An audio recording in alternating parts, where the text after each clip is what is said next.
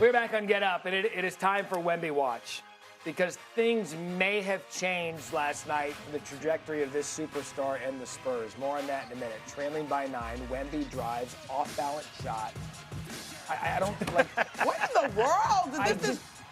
I just don't know what you do with that. So unfair, Matt Barry. It is. Devin Booker, it's kind of unfair. He's not surrounded by anybody, but that's.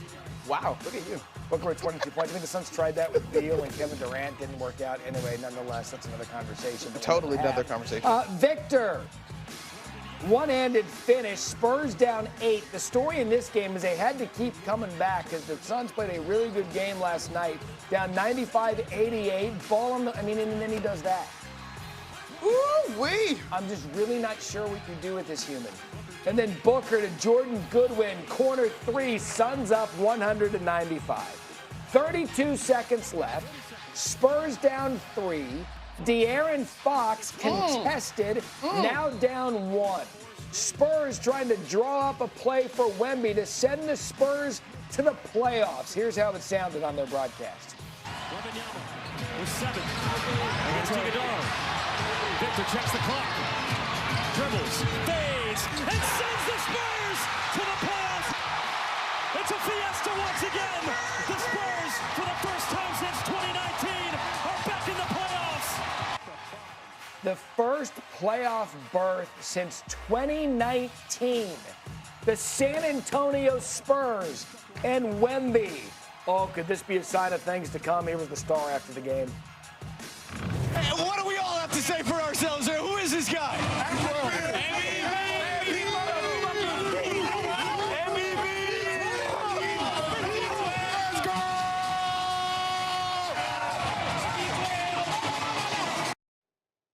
They might be ahead of schedule, but they are fun to watch. No, very fun. What a great finish that was. And Amon, that game winner that he just hit, has the conversation around Wemby and the Spurs changed because of it?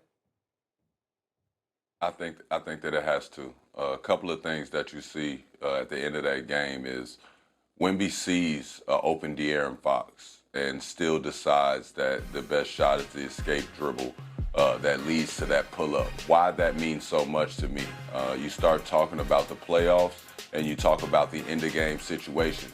Indecisiveness loses games at the end of the game in the playoffs. For his team, for his city to see that at the end of the game he knows how to make a decision, a sure decision, and make sure that it is the best decision. A 7'5" guy shooting over, basically guard-like contest to him.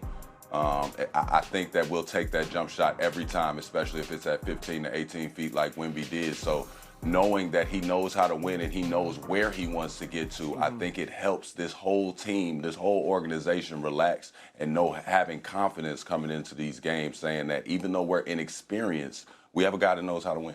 Monica, stay with me here because it's his 3rd year.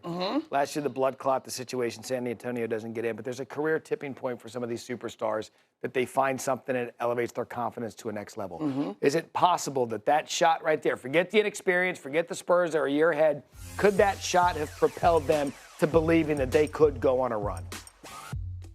I don't know if you needed that shot. I think the shot is for Wemby's individual confidence, but I think when you listen to this entire group talk, and this is the thing, as great as Wemby is and as much of a puzzle as he is to stop on both sides of the floor, the rest of that supporting cast, they got something. They've got 3-point shooting, they can defend, they've got De'Aaron Fox, who's been a clutch player of the year, they've got Harrison Barnes, who's been a champion. As a collective, they are still inexperienced, but I think they believe in themselves. And to me, Wemby is probably the single most unique ingredient that could be the elixir in terms of the inexperience. In the entire league, who's stopping him? And so I literally was like, okay, well, I've watched the Knicks kind of sort of stop him now. In the Cups game, he was coming back off that injury. He only played 24 minutes. So I think that's important context. When the Spurs came to New York, they were at the back end of that long road trip. That's also important context. And even with all of these things where it seems like the Knicks had bigs that could slow him down, he's still averaging like 28 points versus the Knicks. So even when you think you are stopping him, right, or making it more difficult, this is the thing that I'm watching. If Wemby suddenly becomes a little more dimey and is like, okay, cool, bring the double team because I'm going to just pass it over my head to my guy, Like, that, to me, is the only maybe critique I would have of his game in terms of being able to be a better passer because of his vision and welcoming the pressure and the double teams. Amon, I firmly believe the rest of the league is looking around and saying, oh, hell, he's getting this. Yeah. When you look at him, as far as his development, as far as what he does on the court, Wemby, yeah, he's hard to deal with offensively. I think that sticks out to everybody just fine.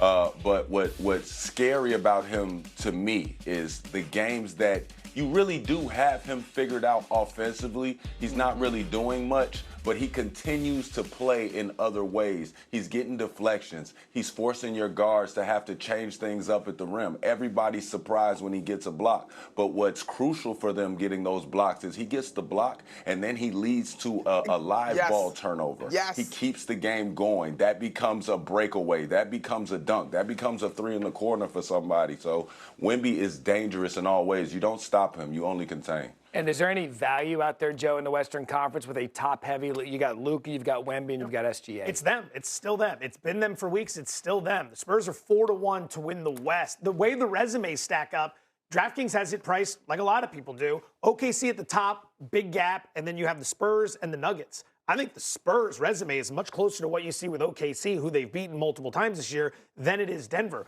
We're all excited about what we've seen from LA for a couple of weeks. The Spurs, since February 1st, are the best team in basketball. Only 2 losses. Number 1 in offensive efficiency, number 2 in defensive efficiency. We're just worried because we haven't seen it before. That creates value. I'll buy into that. Now she's on. Did you hear her? She believes you. She's on your side now. I still will admit, y'all, that I trend toward like, but they haven't done it in a series. And Amon, like, tell me if I'm wrong. A series, the adjustments, the intensity, the schedule. And this is a guy, mind you, he missed a lot of time coming off that foot injury. He's been great so far, but I just wonder, does the playoff pressure catch up? But the Thunder hadn't done it till the Thunder did it. But the Thunder were in. Like, they'd been in first round, second round. Like, they worked their way to it. Kind of like the Warriors back when they were young. Amon, last word. They are very close. The Spurs excite me, and I know they didn't need the shot, but that shot really makes me feel like they are ready to see somebody in the playoffs. And the one person you don't want to see is 7-12. Does anyone have experience stopping him in the playoffs? We're so worried about their experience. Does anyone have experience stopping him? Luka lunacy as Doncic beats up Miami, and the Lakers get even hotter. Is it possible we are sleeping on LA? And the Wemby walk-off. Oh, what a night for Victor and the Spurs. Is he now the most unstoppable player in the sport on what we are calling a Basketball Friday?